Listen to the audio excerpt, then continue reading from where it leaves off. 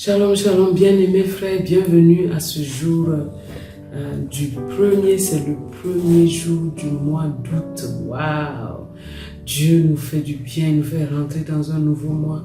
Et tout au long de cette 31e semaine de l'année 2025, nous avons médité depuis lundi sur parler par prophétie. Le Seigneur nous a encouragés à vraiment parler la parole de Dieu, à parler sa suprématie, à révéler sa volonté, et nous avons été bénis et édifiés. Je crois que cette grâce et l'onction prophétique repose sur toi et que tu peux parler aux situations, parler aux choses qui t'entourent et avoir les solutions de Dieu. Quand tu as des révélations sur les choses qui se passent, Dieu te donne aussi la parole de sagesse, la parole de grâce pour pouvoir répondre à cela.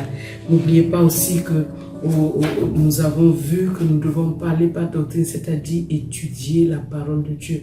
Quel est le temps que tu donnes pour étudier la parole de Dieu?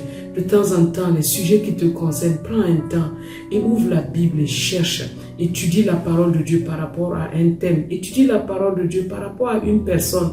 Par exemple, il y a une personne dans la Bible qui t'inspire. Cette personne vit les mêmes situations que toi. Prends le temps d'étudier sa vie et de voir comment est-ce qu'elle a fait et imite son exemple. Parler par doctrine, c'est important. Et cette doctrine-là nous vient des docteurs que Dieu a établis pour nous enseigner. C'est pourquoi nous devons écouter attentivement les messages qui nous sont donnés par le docteur Mamadou Philippe Kambiri. Et nous avons vu la louange prophétique. Waouh! Je crois que tu as eu vraiment une journée merveilleuse et que tu as expérimenté une nouvelle dimension dans le chant, dans l'adoration.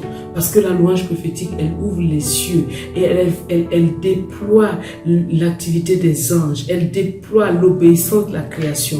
Louer Dieu, c'est très important. Jésus a même dit que si on ne veut pas le louer, les pierres le loueront. Waouh! Ça veut dire que tout ce qui a été créé vraiment est fait pour le louer. Alors, louons et louons encore le Seigneur. Et finalement, nous avons vu l'instruction divine, comment Dieu veut par notre relation avec le Saint-Esprit nous instruire aussi par notre relation avec ceux qui nous servent de modèle et finalement nous instruire par les pères spirituels ou les maîtres spirituels qui mettent devant nous. Qu'il en soit ainsi, que vraiment toute cette semaine, tu puisses prendre le temps vraiment de revoir toutes ces choses. Et aujourd'hui, nous prions avec le salut pour le salut des âmes.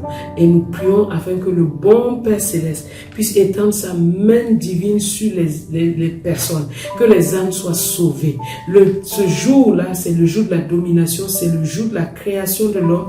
Nous crions à Dieu en faveur des âmes, des hommes, afin qu'ils soient sauvés. Père, alors que nous nous rappelons toutes tes paroles que tu nous as dites, nous prions en faveur de ceux qui ne sont pas encore sauvés. Nous prions afin qu'ils soient sauvés dans le nom de Jésus. Nous prions afin qu'ils soient rachetés, libérés, qu'ils parviennent à la connaissance de Jésus-Christ. Père, nous prions que ceux qui étaient dans les cachots sortent maintenant. Nous déclarons captifs, sortez dans le nom de Jésus. Que la lumière soit sur tous ceux qui étaient dans les ténèbres. Dans le nom de Jésus, soyez éclairés et rentrez dans la vie de Dieu dans le nom de Jésus. Que toute la gloire et l'honneur soient à Jésus. Nous allons prendre le temps, alors que nous finissons cette semaine, pour prier pour le serviteur de Dieu, l'apôtre Doudou, afin que le Seigneur continue de lui inspirer des paroles pour notre édification. Père, nous avons été enrichis, nourris, et tu as dit que celui qui arrose sera aussi arrosé. Nous prions pour ton fils, ton serviteur, afin que tu continues de lui inspirer tes paroles, afin que, Seigneur, avec vigueur, avec grâce, il continue, Seigneur, vraiment d'écrire ces manuels pour notre édification. Renouvelle-le, fortifie-le, réjouis son cœur tous les jours dans ta parole. Illumine toujours les yeux de son cœur, afin qu'il voie les merveilles de ta parole. Qu'il en soit ainsi, et que tout l'honneur et toute la gloire soient à toi et à toi seul, maintenant et à jamais. Amen.